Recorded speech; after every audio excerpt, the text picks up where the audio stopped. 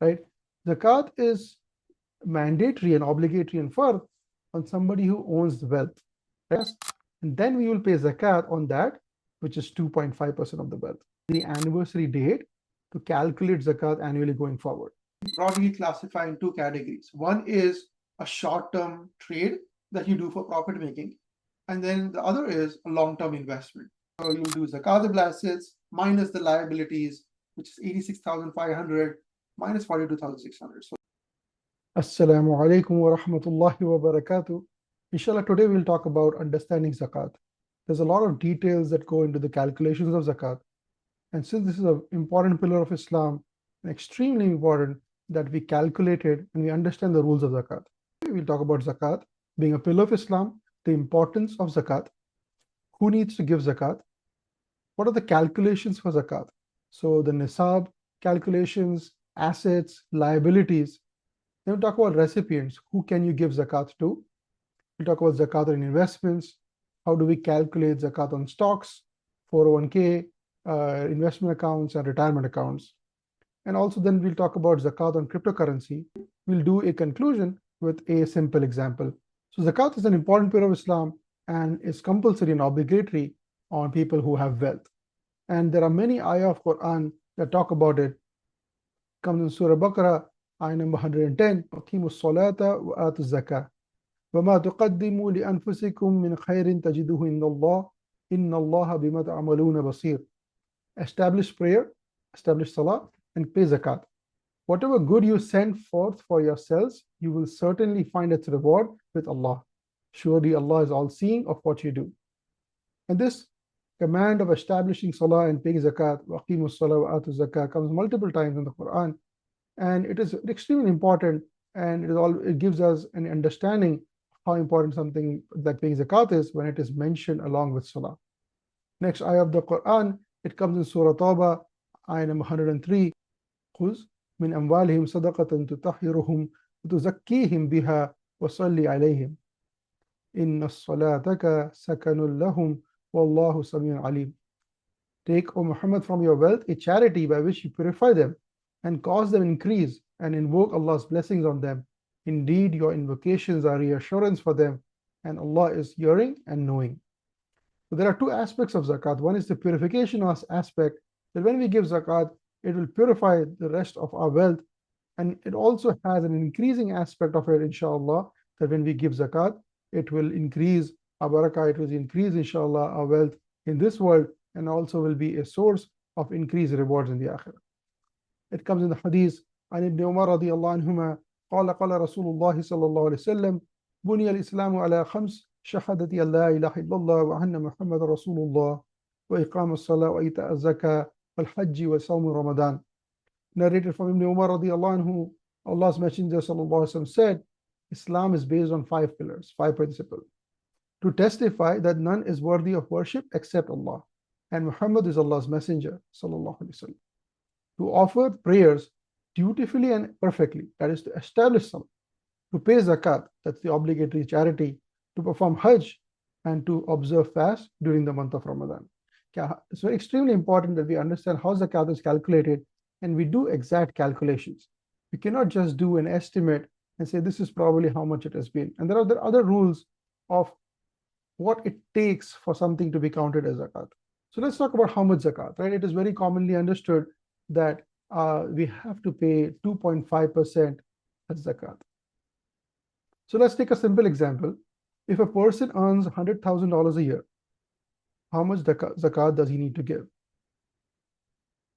So now if you said $2,500 because he's earning $100,000 and he has 2.5% of that is 2,500. So you want to understand the difference between something calculated based on income and zakat.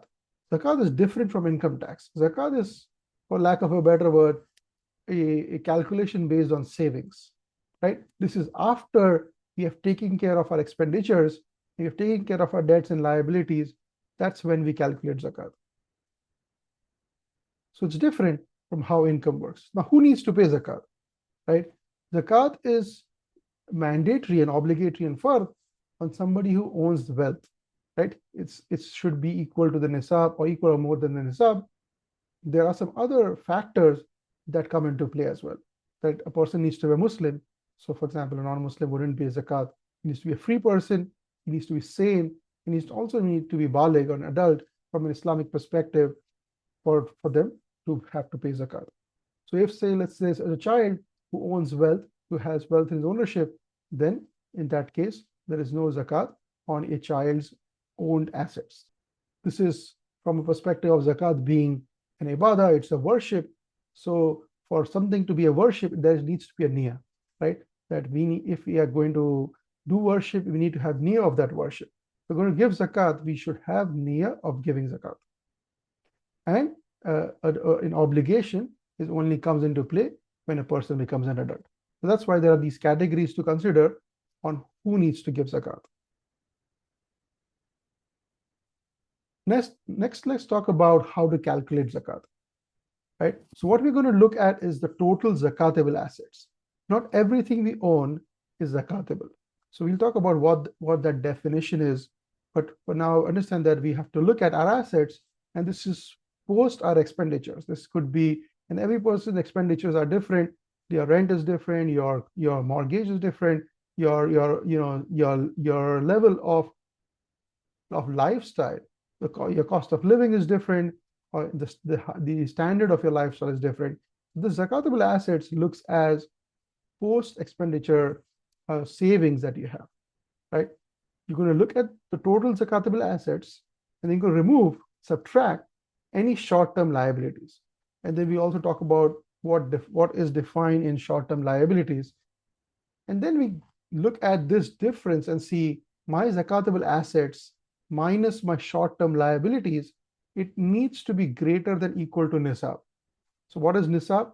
There is two Nisaabs to consider. One is the gold Nisaab, or one is the silver Nisaab. The gold Nisaab is 20 dinar or gold coins, which comes to approximately about 87.48 grams of gold. And the silver Nisaab is 200 dirhams silver coins, which comes to around 612.36 grams of silver. So if the total zakatable assets is my subtracting the short-term liabilities, if it's greater than the value of 20 gold coins or 20 silver coins, 200 silver coins, then the person is required to give zakat. And then there is one more condition. The next condition is, and a lunar year has to pass over it, right? The howl has to be passed. So a lunar year has to pass, and then we will pay zakat on that, which is 2.5% of the wealth. So either you take 2.5% or divide by 40, it's the same thing. So next, let's talk about the calculation date. When do we know zakat is due? So let's take an example of a student, right? A student, he doesn't have assets of his own, and he's working. He just found a job, right? So let's talk about a student who doesn't have any assets on his own. He's studying right now, and now first thing he does, let's say on 1st Muharram, he found a job. He graduated, gets a job, let's say paying $6,000 a month. He'll pay off his loans, he'll pay off his furniture and clothes, inshallah, hopefully halal loans. And after paying off, say right now at this point, it is not enough for Nisaab. Like that means after his expenditures, he doesn't have enough. So let's say that enough for it to be greater than Nisaab. So now let's say 1st Shawwal comes around, and this is when this person crosses Nisaab for the first time, right? So on 1st of Shawwal, 1445, this person crossed Nisaab for the first time. That means his net worth, his wealth, the way we calculated earlier, looking at zakatable assets and subtracting the short-term liabilities that crossed Nisaab for the first time. So this is an important date. Now next year, 1st of Shawwal, 1446, basically he will take a snapshot of all his assets and liabilities, right? You'll take a look at your bank account, you'll take a look at your stocks, and you look at what is my current due, what do I owe to other people, and take a snapshot at this time. Now this value would have changed throughout the year, so the changes throughout the year don't matter. And this is a matter of ease shared by the scholars, that we look at the start that of a person when he has enough wealth to cross the Nisaab, and then when a year passes and again he still has he or she has enough wealth for the person for it to cross the Nisaab. Now, in between, there would be fluctuations, right? If we try to calculate what was the asset value at every single day, it would be super hard because then there'll be different days when that year of that specific dollar that might have come in would count. So you basically take a snapshot at the 1st of Shawwal. Now, if something came in a day earlier, you received a salary check, and now a day before, and now that salary is deposited in your account, you include that in your assets. Use your snapshot value. You will not be looking at how long this has been staying in, because you're going to look at the start of the year. You had qualified and had more than the Nisaab value, and now it's the end of the year, lunar year, and now it is still more than the Nisaab value. So let's say a person has at that time Nisaab of he had a wealth of $1,500. He's going to pay 2.5% of that as zakat, which is going to be around $37.5. Now this date is important. This becomes the anniversary date to calculate zakat annually going forward. Right? This is critical, that this is now the fixed date to use, and it's important that we look at lunar rates and not irregular solar calendar dates, because if you look at solar calendars, you'll be basically having a delayed calculation. It will not be a full year. It will be a little bit more than a lunar year. So now, let's say one more year passes by. Alhamdulillah, now this person's net worth grew. Alhamdulillah, as a aspect of paying zakat and fulfilling the command of Allah subhanahu wa ta'ala, Allah is giving him more. Allah increases his rewards, Allah increases and gives barakah in our wealth as well. So let's say 1st of Shawwal 1447 comes around. Now again, he's going to take a snapshot of current assets and liabilities. Let's say right at this point, he has $5,000 worth of wealth, pay 2.5% of that, which is $125. So again, very simple, inshallah, very straightforward to do the calculations. You don't have to worry about the increase and decrease throughout the year. You take a snapshot on that fixed day. Now, the exception to this is if anytime during the year he has so much debt that it becomes more than his zakatable assets. That is, his net wealth, net value becomes less than zero. So now he is removed from the pool of zakat payers. He is no longer, one of those who has to pay zakat because he doesn't have enough. He actually has debt, has overcome his assets values, and now basically this process restarts. It's as if he found a job for the first time, and now he's going to start building, inshallah, and start calculating from that point onwards. But otherwise, you always fix one day, and inshallah, we always try to take this. We shouldn't say like, oh, I have this date, and now the stocks went up a day before, so I'm going to wait for the stock value to crash, and then I'm going to do my zakat calculations. So we should avoid this. And inshallah, if we fulfill the obligation of zakat, we calculate correctly, as we talked about, Allah will increase it, Allah will purify it, and the rest of our wealth that we have, inshallah, will be purified and increase as well. If we don't know the date, and a lot of people don't know the date, so you do an estimate. When did I find my job? When is the first time I had enough wealth to have to pay zakat, and then use that every year. Now, it's been a while and you never actually calculated, then a lot of people take and fix month of Ramadan. It doesn't have to be Ramadan. It can be any month of the year. Take the best, but then you want to fix that date going forward. Don't keep changing it. You always want to do your calculations on that day. If you haven't done zakat calculations before, then you need to go back and calculate for the previous years as well to make sure that you have fulfilled the obligation of zakat. If you do a calculation and the value that you actually pay zakat, let's say if you didn't pay or you paid less, then you need to pay the difference for the previous years as well. So now let's talk about how do we do this calculation. We talked about zakatable assets. So what are non-zakatable assets? Right? All the assets that you would have in your belonging, in your ownership, but those will not be counted. So in general, these are items of personal use. Anything you use for your own usage is not counted in zakat. So common examples will be homes, right? If you have only your own home, it could be a mansion, it could be worth millions of dollars. But if you live in that home, it is for personal use, then that house value will not be zakat. If you have a vehicle, it doesn't matter what is the value of the vehicle, how expensive this car is. If it is for personal use, you will not pay zakat on it. On the contrary, if you are a dealer and you buy vehicles and sell vehicles, that's a different case and category, in which case this is your basically something you trade in. And in those cases, if you are actually a dealer, you would count your car value because that's part of your tradable merchandise. Any personal or household items that you have of use, any jewelry that you have that's other than gold or silver, right? So if you have diamond jewelry, platinum, any other precious metals, if it's not gold or silver, then those jewelry would not be included. If it is gold jewelry, if it is silver jewelry, then they would be included in zakat. We're not talking about gold plated, right? If majority of that metal is gold or silver, like for example, if it's 18 karat gold, it's 22 karat gold, then it is counted under gold, and then those jewelry will also be zakatable. If somebody has a rentable property, you have an extra house that you bought for the purpose of renting it out, so the value of the house is not going to be zakatable, but the rent that you get, and that's going to be zakatable, and that's going to be part of the snapshot that you take, the cash you have at hand. Throughout the year, you're going to get rent, and then you have expenses for maintaining the house. So whatever you have left when you take the snapshot, that's the cash value that will basically be part of your cash calculations. Now, again, similar to being a vehicle dealer, a car dealer, if somebody's business is to buy and sell properties, right? If you buy for the purpose of selling it for a profit, then again, that rental property value also comes, because this now is no longer rental property.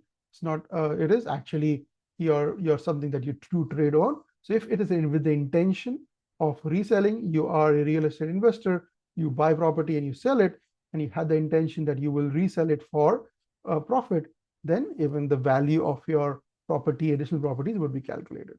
Any fixed business assets, suppose you have a business, you have a warehouse, you have vehicle, you have machinery. Again, these are for use, not for resale. If you buy anything for resale, then that's the intention at the time of purchase, then you would count those assets as well. So again, these are examples of non-zakatable assets. Let's talk about zakatable assets.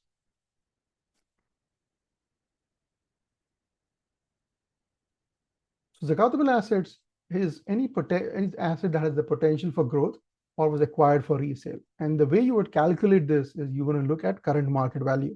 You will not look at how much did I buy it for. You're going to look at what is it worth today. So common examples, you have cash at hand. Cash will be included in your zakatable assets calculations. If you have cryptocurrency, there are some nuances to that. Inshallah, we'll talk about crypto separately. The money market accounts. If you have gold or silver jewelry, if investment accounts, retirement accounts, again, we'll talk about this in a little bit more detail. You have rents, dividends, basically this is something that you will receive in cash. Any receivables that you have, any loan that you might have given that you expect to be repaid, any invoices that are due immediately, tax returns, again, something like tax returns, you either owe it or you are going to expect a return. You just haven't calculated, even if you haven't filed it yet, but that transaction is basically done. You just need to claim it. So the tax return value also need to be included in your calculations. If it's a positive return expected, it'll be part of your assets. If it's negative that you owe the IRS, then you will actually put it under liability. So anything that is a completed transaction, you will not be including future transactions that have set aside money for a future transaction. Then you know that, or I plan to buy this, or I plan to sell it, those are not included in these calculations.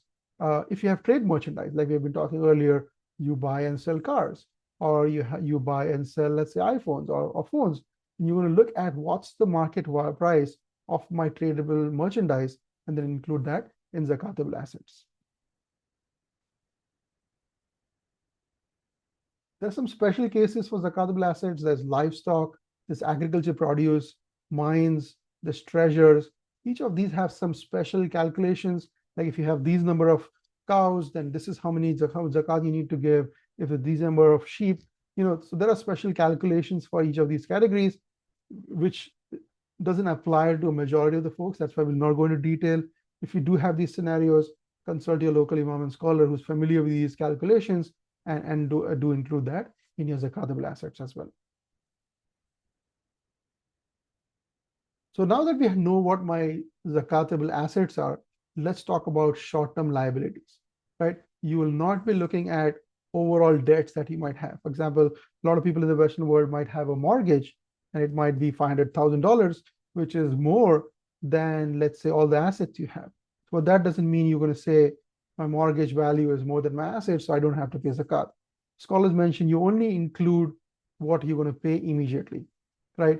So the most scholars will actually say only your current, some scholars will actually say that only your current month's rent, current month's mortgage you want to include, right? Or your current month's loan, because that's due right now. That's the only one you can include. Some scholars have also actually said, because you have already agreed to pay this mortgage, you've already agreed to pay this loan, you can do 3 months, 6 months, even 12 months for that matter. You can do calculations and say, these is something I owe, and you deduct that from your include that in your liabilities. You're not going to include the complete loan value, only what you intend to pay in the short term, which in this case is going to be within the next 12 months. Now, actually, some scholars just say you don't actually deduct this at all. If you have some assets that is basically savings on top of what you of your expenditure, and you have a loan, then you should pay off your debt first. It's not a good idea to be in debt. Debt is not something that is seen positively in general, although we know we have been kind of conditionalized and normalized to being always in the state of debt. But in reality, what we should be doing is making our best effort to come out of debt and pay off the mortgage, pay off the loans, hopefully, inshallah, Islamic mortgages and loans, and pay them off because you have assets that are on top of your needs. That way, you reduce your liability completely. Otherwise, if you have no intention of paying all the loan or all the mortgage right now, then you only include what you're going to pay in the short term. If somebody is renting, you would include current month's rent. You don't include the 12 months rent in this case, because next month your rent might change. You might have a different scenario. You might not be renting anymore. You have only owe current month's rent. Similarly, credit card debt. If you have whatever is the current amount on your credit card, that's something you have to pay in full. It's immediately liable. You should make your best effort to pay in full. But if you have something due right now and you have not come to the date for payment yet, so include your current value on the credit card. You're not including future transactions. Even if you have, let's say, set aside money for Hajj, right? Until you have purchased the package, until you have actually bought something for Hajj, that money should be included in your zakat payments. Let's say you put some money aside for your daughter's weddings or your son's weddings. This is future potential transactions. This is not counted. This will be included in your assets, inshallah. So now we talked about Nisaab. There are two different ways to calculate the threshold for wealth. How do we know somebody is wealthy for a zakat perspective? So there is two Nisaabs that we talked about earlier, the value of gold and the value of silver. Now, both of this dinars and dirhams calculations we talked about earlier used to be the same at the time of the Prophet ﷺ, right? So at that time, whether you took the gold Nisaab or you took the silver Nisaab, it would be the same thing, right? It wouldn't make a difference. So, but now with the passage of time and with the appreciation of gold a lot more than silver, there's a wide discrepancy between what is the value of silver for 612 grams, approximately March 2025, it's around $655. A lot of people in the West would very easily qualify for the silver Nisaab. Mostly people have, in addition to your expenses, at least $600 in your wealth. And if you go by the gold Nisaab, that's 87.4 grams. That's around $8,500. And again, the gold value fluctuates. So you have to look at when you're doing your zakat calculations, what's the value of Nisaab at that time. Now, which one do you use? There's a big difference and big discrepancy between $600 and $8,500, right? So if somebody has only gold in his zakatable assets and has no other zakatable assets, if I have only gold, a lot of people have only jewelry and that's all they have, then you will only use the gold Nisab. So if you have only gold and it has to be 87.48 grams of gold, more than $8,500 worth of gold, and that's when you would calculate and be paying zakat on that. If somebody has only silver, right, then you would take the silver Nisab. Now, when you have multiple categories of assets, the scholars explain, inshallah, there's some hadith as well, it's better to be the giver. A person who is who's giving is in a better state, right? So that's why scholars recommend that we use the silver nisab, so that more people would be givers, right? Now, you could use the gold nisab to find eligible recipients. Somebody might have, a value of assets which is less than the gold nisab, a little bit more than silver. That's the gray area in between. And if there is somebody who is very much in need and is falls in this category, you could potentially do that. But it's better to basically count yourself under the silver nisab and be in the givers category rather than the receivers category.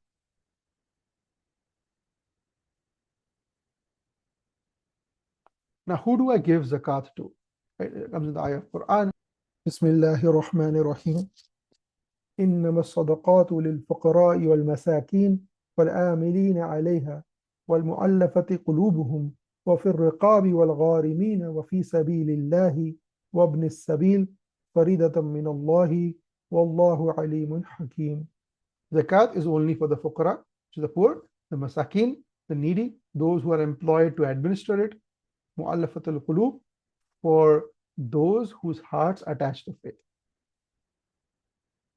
and ar-riqab, for the freeing of slaves, al-gharimin, for those who are in debt, fi sabilillah, for Allah's cause, and ibn sabil, for needy travelers. We'll talk about each of these categories, what they mean, and this is an obligation from Allah. Allah is all-knowing, all-wise. So Allah has defined these 8 categories of people who can be given zakat. So first is the fuqara, and the first 2 basically are the primary categories that you will be looking to pay. The fuqara are those who are the poor, and the scholars explain that they are those who possess a little bit more than basic needs, but do not possess nisab. Their basic needs are taken care of, but they don't have enough to qualify for nisab. So they are the fuqara and they can be given zakat. If it's masakin, the needy people, these are the extremely needy people. They are such that even the basic needs are not met. So they are the masakin. This third category is al-amilin. So they are employed to administer it. These are officially appointed zakat collectors by Islamic head of states. Right? So this category, the scholars explain that this category doesn't apply for people who might be working for a charity organization. So again, this is special cases scenarios. If this applies to you, talk to a scholar. These are those whose hearts are to be attracted to the faith. So this might be somebody who had recently accepted Islam and hearts were not fully settled in religion. But this category, the scholar explains, now is suspended, and Islam has, mashallah, spread, and it has become stable. So this category doesn't apply anymore.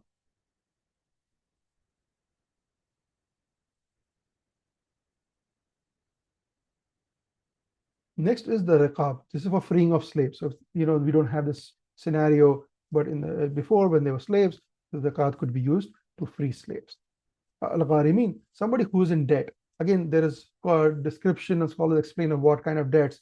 It's not somebody who is bad with their financial handling. I have money to take care of my needs. I went and bought a car that shouldn't be I cannot afford. So those kind of scenarios, again, talk to scholars, but this is not necessarily intended. But these are people who were working maybe in good faith, and suddenly they'll have a major loss, let's say in their business, and now their debts are greater than their assets. And so now one scenario is, suppose they did have zakatable assets, they should try to sell them to pay off the debt first before taking zakat. Fi sabilillah, for Allah's cause. There's very much tafsir in this involved. Often we see this definition expanded to pretty much mean anything and everything be for Allah's cause. Again, engage and talk with scholars what this covers. It isn't meant to be used for every single activity that we want to do for the sake of Allah subhanahu wa ta'ala.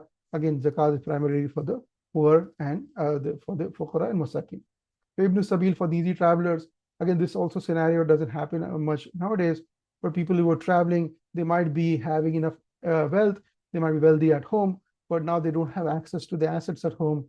So now they could have been given zakat. But nowadays, even if somebody is traveling, usually you have access to your accounts internationally as well. So in general, most of the time, these category doesn't apply. So zakat cannot be given to descendants of the Prophet Muhammad sallallahu alaihi wasallam. So Banu Hashim, somebody from Banu Hashim tried, we should not give zakat to them. We cannot give zakat to masjid, schools, or universities. Zakat needs to be given to a person, and the person needs to be made owner of zakat. So, but it can be given to a poor student, might be studying in a masjid or a school or university, but cannot be given to an organization per se. It can be used for construction projects, maybe it is for, or even for public utility projects that might be for common use. Like I said earlier, zakat needs to be given to a person, and you need to make somebody an owner of the zakat. You cannot give zakat to a spouse, parents, grandparents, children, grandchildren. Otherwise, other relations, can be given zakat, but basically your parents and above and children below, spouse, these are your immediate relatives. You cannot give zakat to them. Zakat cannot be given to non-Muslims. We can definitely spend and give help out others in our other charities, our voluntary charities, in addition to zakat. But zakat has a very specific use case and is meant for a specific people, like we said earlier, primarily fuqaha and masakin. Next, let's talk about some miscellaneous items. So zakat will only be valid if the recipient is made owner of the zakat. So this is very important to transfer ownership. So this is very important that ownership is transferred and the recipient is owner. So when somebody is an owner, he has a complete choice on what to spend the money on, right? So it should not be like we're trying to dictate where the recipient sends or spends the money. We should hand over the money to a person who is eligible to receive zakat, and then he should have authority and ownership of it so they can be spent as needed.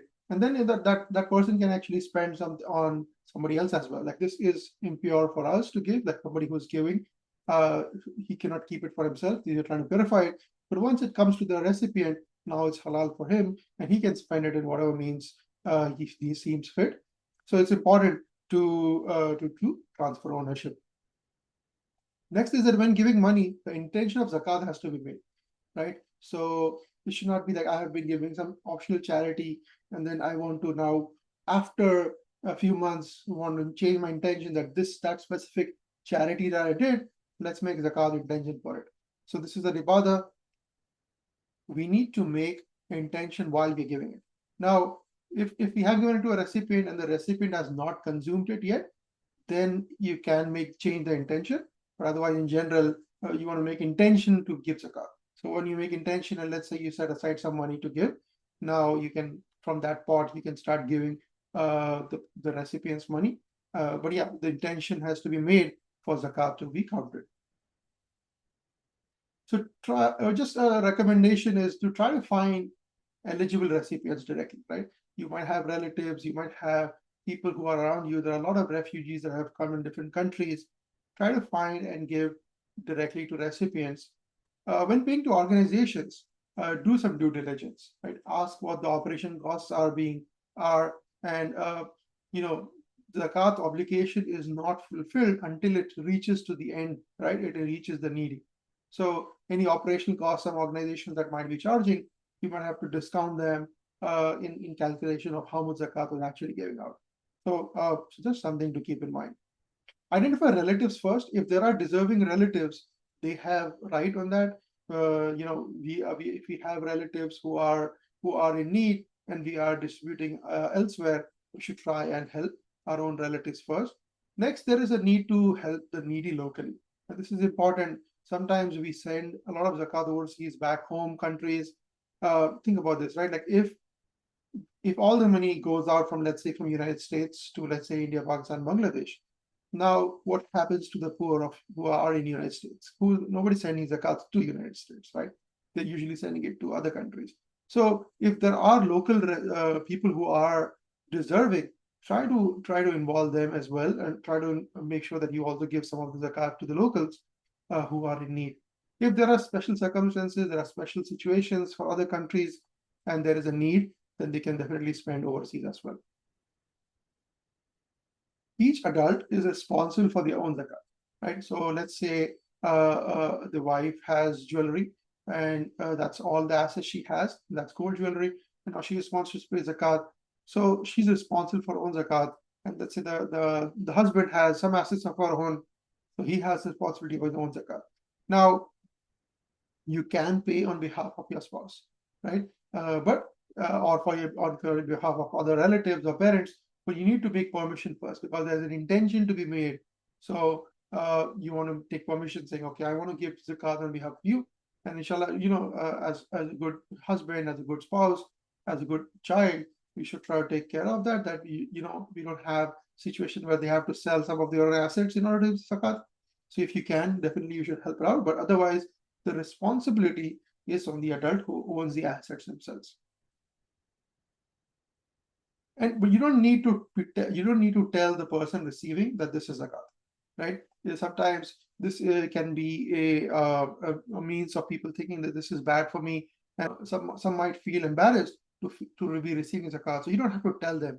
You can, if they are needy, you can give them zakat without telling them that it's zakat. Now, if there is somebody who tells you that I don't want zakat and they want to take care of that, then avoid those people.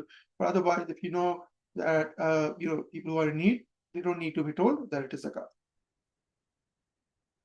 You can prepay zakat. So let's say approximately, I know I owe $1,000 usually every year, and let's say a need comes up before my calculation date year has come, and now somebody needs some money. I can make that zakat intention. You can prepay that zakat, and when you do the calculations later on, you can so when you do the calculations later on, you can then count that zakat was already given for that amount. You can also post pay it. If let's say there is a specific person and there is a specific need, you're holding on to paying zakat. So make sure that your calculations have been done so you know how much exactly zakat you owe. But you can delay paying zakat if needed. So for whatever reason. Now we should try and avoid delaying zakat payment too much. If there's a very long time has been spent, and let's say the person passes away, then the inheritors might not know. And that's why it's important to have a will as well. If there is some pending zakat that still needs to be paid that you haven't been able to pay yet, make sure to note that in the will as well. If someone has only gold or silver, right, and let's say somebody has no cash, so this happens quite a bit, that you might not have assets, but you have a lot of gold, you have a lot of silver, and sometimes you see such people also getting zakat. So this is definitely, if you have the Nisaab, then you cannot get zakat. Rather, you are responsible to give zakat. Now, if I don't have cash or liquidity, how do I pay zakat? You can either sell some of that gold or silver to pay zakat, or you can give zakat in the form of gold and silver itself, which is equal to the amount that you owe. Or in some cases, if needed, you can borrow if you need some liquidity, and once that liquidity is arrived, you can pay that back. Try to avoid basically interest. Basically, you're not talking about interest-based borrowing. You're talking about regular, borrowing from somebody who we don't have to pay back interest to. But otherwise, you can either pay it in gold or silver, or sell some of it to pay it as well. But the important thing is it has to be exact. It cannot be an approximation, right? You cannot guess, okay, this is how much it's going to be. You have to do an exact calculation and know, and try and give a little bit more, because you might miss out something. You might miss including some of your assets. So it's always better to give a little extra. So next, talk about investments. How do we calculate zakat on investments? So when we talk about investments, we're talking about halal investments, right? There are certain categories that you can consult scholars, not in the scope of the video, of what makes an investment halal. If you realize, or you found out later, you didn't know earlier, that you are in you have made an investment that's not halal, then we should do tawbah and try to sell and get out of that investment, and count that cash that you get from in your Nisaab. If it is a halal investment, the important thing that will help determine how much zakat you give on that is the intention. So the scholars, they are broadly classified in two categories. One is a short-term trade that you do for profit making, and then the other is a long-term investment that is more of a partnership. So there are people who all they do is trading, and we're not talking about necessarily day trading. I consult a scholar about the permissibility of intraday trading, but in terms of short-term day trading or short-term trading, the intention of which is to just make a profit, right? You don't necessarily care about the business itself. You are definitely looking for halal investment, but you purchase that so that you want to sell when it goes up, and to make a profit. And usually the time window that you're looking for is less than a year. So if you have that short-term trading intention, right, then this is basically something you're using to do business with. So 100% of your current market value of the stock, when you do the calculations, will be counted, right? So all of it, let's say you have $10,000 in short-term trading accounts, all $10,000 will be included. If you have 100 shares, and let's say the market price is $100, current market value, the total amount is $10,000. So add that into your assets, and basically 2.5% of that, so $250 will be given out in Zakat. On the other hand, if you have a long-term investor, which is the time frame is you're looking for longer than 12 months of investment, so you're more like a partner in the company. And when you're a partner in a company, not all assets of a company are zakatable. So there are different, depending on the kind of business it is a service business, it is a product business, different ratio of the total asset value or the total stock value of that business is going to be zakatable. There could be equipments, vehicles, products. So some of this will be zakatable, some are not. So there is a very detailed analysis that scholars have done. Now, the ideal situation is where you look at each individual stock that you own and then figure out for this specific stock, how much of it is zakatable and how much of it is not zakatable.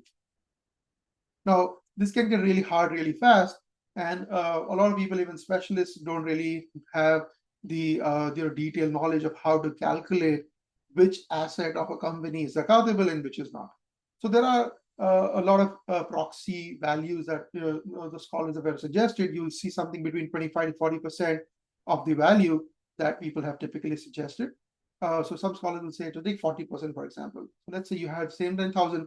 So you're not going to add $10,000 in your assets. Rather, you're going to multiply it by 40% and add 4,000 in your assets. Or if you're taking the 25% calculation, then it is going to be 2,500. And then you're going to do 2.5% of that value, because not all of the assets of that is zakatable. So you want to include a percentage of it. So the National Zakat Foundation, NZF, has done an analysis of a bunch of stocks. I think they've done like 100 or so stocks, FTSE 100, to look at overall what's the level of zakatable assets held on in general by companies. And they used to recommend 40% before. Inshallah, I'll put the link to that fatwa in the description. But the recent guidance from NZF was to use 25%. Again, make sure that you're consistent with the calculations you use, and do make sure to include it. Sometimes people think this is a long-term investment, I'm not going to include any of it. That's not the case. You should be including the zakatable assets at least. There's an opinion. There are some scholars that actually have the opinion that even for long-term assets, you include everything. So yeah, but there is this opinion as well about zakatable assets of the company. So take 25% of that and include that in your total asset calculations. One thing here to note is if you have RSUs, you have stock options that you get from your employer. A lot of times you'll have, let's say, for example, employer has given you $100,000 in stocks, but they don't vest right now. They're going to vest over a period of 4 years. So you will not count all the $100,000. You will only count the amount that's vested. So something that's vested is now in your ownership. You have authority to sell it if needed. You might have different tax implications, but you still have authority now to sell it. So that's why you use the vested amount of your stock. So you go to your account and check how much of your stock grants have already been vested, and then use that in your asset calculations.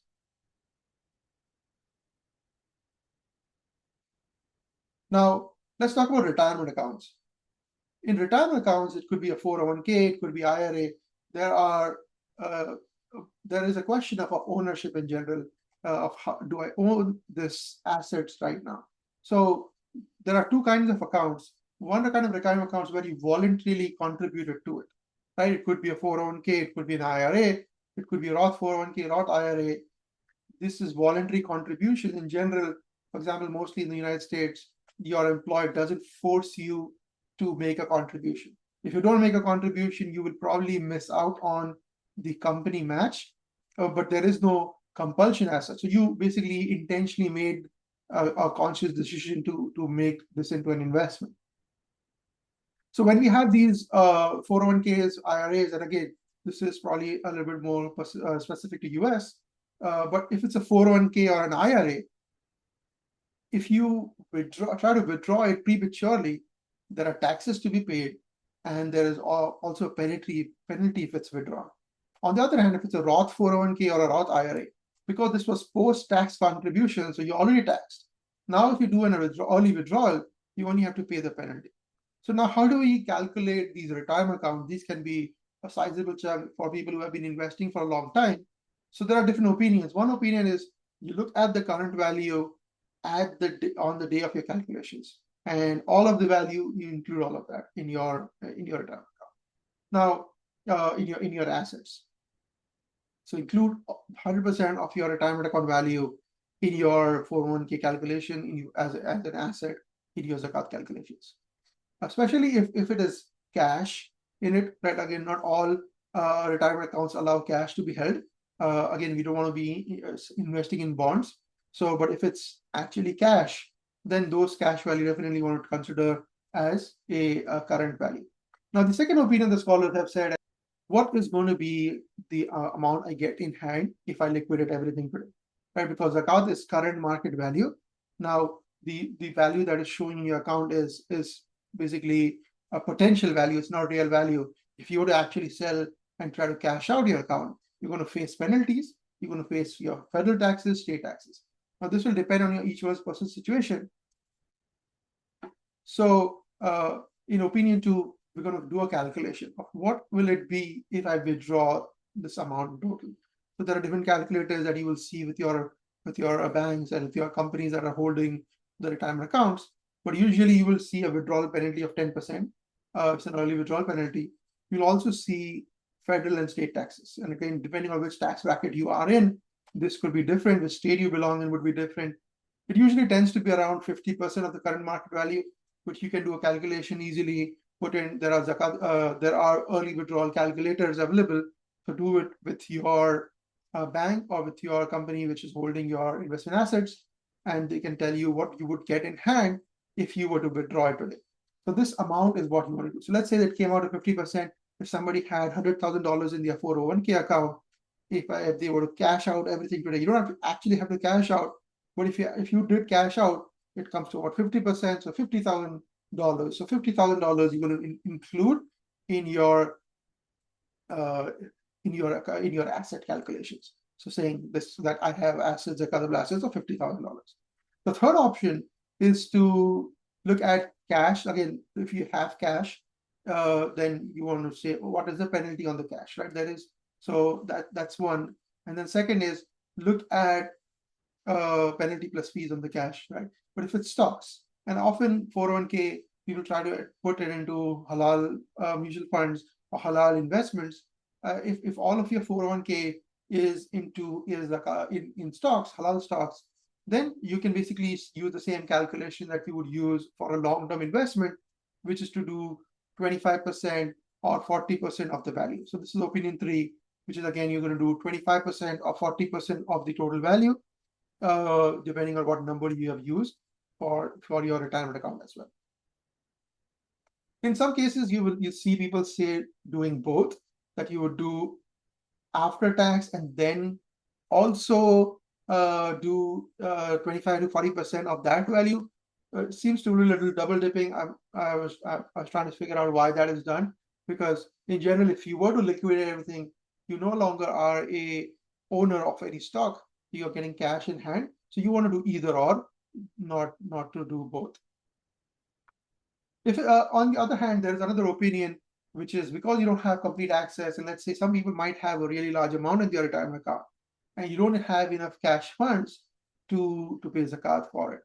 So what you would do in those scenarios is if you're not able to pay it right now, you want to keep a meticulous record of each year, how much zakat did I or how much asset did I have at that time, and track that. And then when you retire and now you have full access and you are able to withdraw, then you would need to pay zakat for all the previous years that was spending. Again, this can become really tough really easily during the time of retirement. You probably want to keep a little bit more cash at hand. So if you can, better to pay off right away.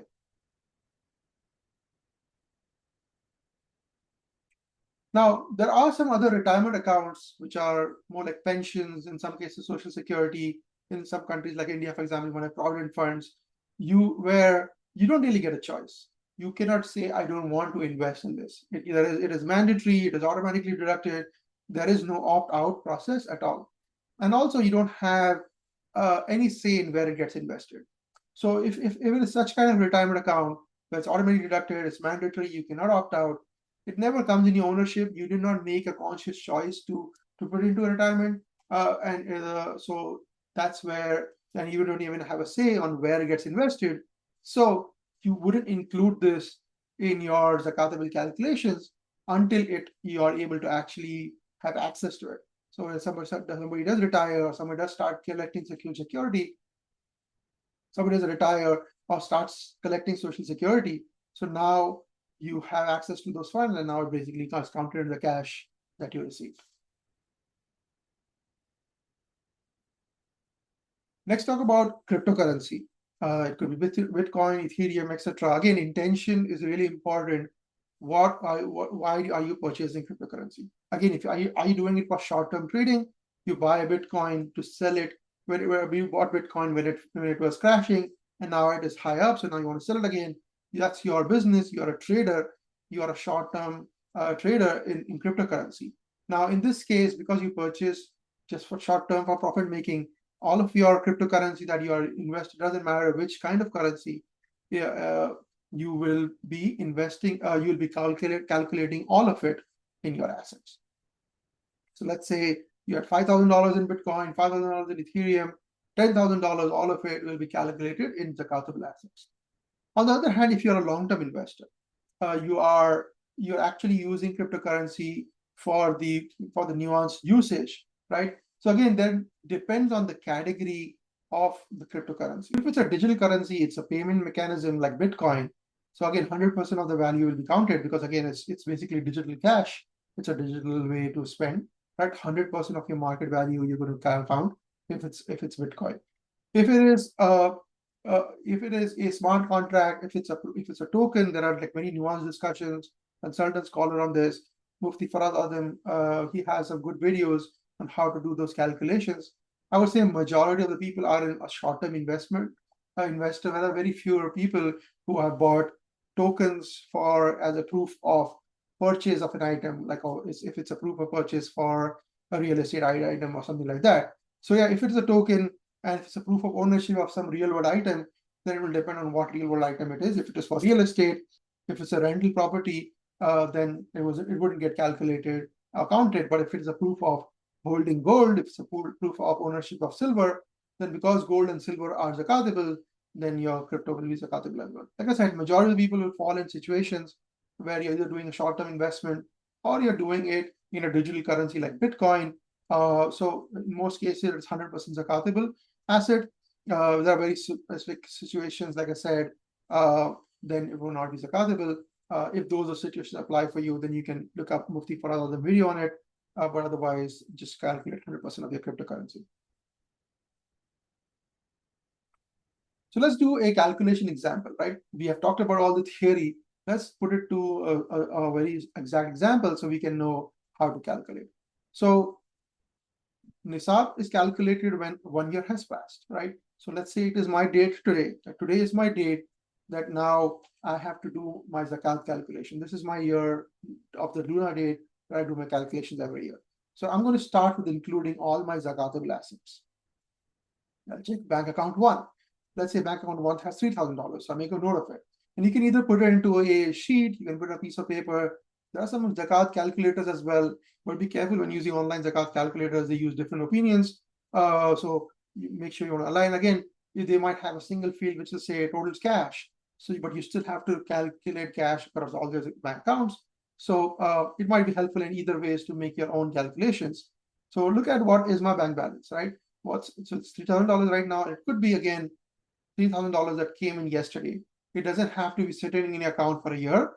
As long as the beginning of the year we talked about, you had a zakatable calculation, you had Nisaab, end of the year you still have Nisaab. This is your date. the fluctuations intra-year are not calculated. $3,000 in my account, I'm going to include that. I have a second account. So now in my second account, let's say I have $5,000, I'll include that as well. Then look at cash on hand. Again, usually people have less cash on hand these days, but let's assume there's $500. But whatever is the cash on hand, it could be cash in your wallet, it could be cash, kept aside for some other purpose. It's still cash. There is no transaction made yet. You don't owe it to anybody else. It's something to be included. Right now, look at trading stocks. Because trading stocks are to be calculated 100%. I have $10,000 in trading stocks, so all $10,000 of trading stocks is going to be included in your assets. If it's a long-term investment, right? So now let's say $20,000 in long-term funds, which are investments. So you want to do 40%, or if you take the 25% calculation opinion, you can do 25%. But let's say it's 40%, then it is $8,000 that will be included. So I'm not going to include the whole $20,000, include the $8,000. Let's look at 401k. Assuming it's 100% stocks, you can do $100,000 of, let's say that's the current market value of 401k that I have. Then again, you can either do the 40%, or you can do the other opinion where you do the calculation of how much will it cost me to cash out, and that usually is around 50%. So let's say that's $40,000. Gold jewelry, and again, the jewelry that you have, or gold or silver that you have, either in the form of just bars, or physical jewelry, or in any other form, you look at what the current market value of it is. So there's different rates to be used if it's a 22 karat gold versus 18 karat gold. As long as it's majority of that alloy mix is gold, then it's counted under gold. If majority of it is silver, then it's counted under silver. So, but you look at the market value of that specific item. If it's 22 karat gold, it has a different rate per gram. So let's say that comes out to $5,000. Look at what's the current selling price of gold, what's the current gold price for 22 karat gold, for 18 karat gold, depending on what situation it applies. If it's just gold plated, then you wouldn't include that. If it's other metals, it's other precious metals, you won't include that. We talked about, so let's say 18 karat gold, I have $10,000, for example, worth of 18 karat gold. Any loan receivable, this is money I've maybe loaned to somebody else, and I know for a fact I will receive it. So I include that in my assets as well. So then add them all up. So if you add this all up, it comes to $86,500. So now this is your Zakatable assets. This is the first piece of it. The second piece is now to look at liabilities. What are my short-term liabilities? Look at my credit card. What do I owe the bank? So this is your current credit card balance at the day. So this is already transactions made. You owe this to the bank, right? So you want to pay $500, and again, you want to pay in full so that you don't incur any interest. Let's say you have multiple credit cards. Look at each of the credit cards and look at what is your credit card balance on that day when you do the calculation. Let's say you have halal mortgage payments. And again, there are different opinions like we talked about earlier. But let's say your per payment is $3,000. You multiply by 12. That's $36,000. That is my short-term liability. You cannot include the whole amount. And like I said earlier, it is better actually that if you have a payment and you have assets, it's better to pay off the debt. That way, it's better to be in less debt. That you don't have to worry about the short-term liability calculations. Let's say there's a car payment. Again, this is not potential payments. This is not potential of payment that I might have to do. If it's already done and deal, you owe it. So let's say there's car payments, so 500 times 12, $6,000 that I'll owe for the rest of the year. Let's say this is all the liabilities I had. So you add them all up, and this comes to $43,600. So you'll do Zakatable assets minus the liabilities, which is $86,500 minus $42,600. So now the leftover amount, this is $43,900. This amount is greater than Nisaab. It's greater than both silver and gold. But like we said earlier, even if it's greater than silver, it's better to be a giver. So now, next step, once you know your Zakatable assets minus your short-term liabilities, you will take that amount, divide that by 40. So you can either divide by 40 or do 2.5%, basically the same thing. Comes out to $1,997.50. So this becomes your zakat that's due on you for this year. Make a note of it. And inshallah, if you start, even somebody who is comfortable with Excel, make a note of it every year. Inshallah, if you start plotting your graph if you give zakat completely, you'll see this, inshallah, Allah will give barakah. Inshallah, next year you'll have even more assets. That means, inshallah, your net worth grew. And inshallah, Allah will give you opportunity to help out more people. And inshallah, it will definitely be a great reward in the akhirah as well. So again, don't try to, cut short. Don't try to reduce how much zakat. Try to pay, inshallah, a little bit extra. May Allah subhanahu wa ta'ala, hopefully this was helpful. Jazakallah khair for listening. If there are any questions, feel free to leave it in the comments below. Jazakallah khair. Inshallah, may Allah subhanahu wa ta'ala give each one of us the capability to give zakat, and each one of us to give zakat and fulfill the obligation of zakat. Assalamu alaikum wa rahmatullahi wa barakatuh.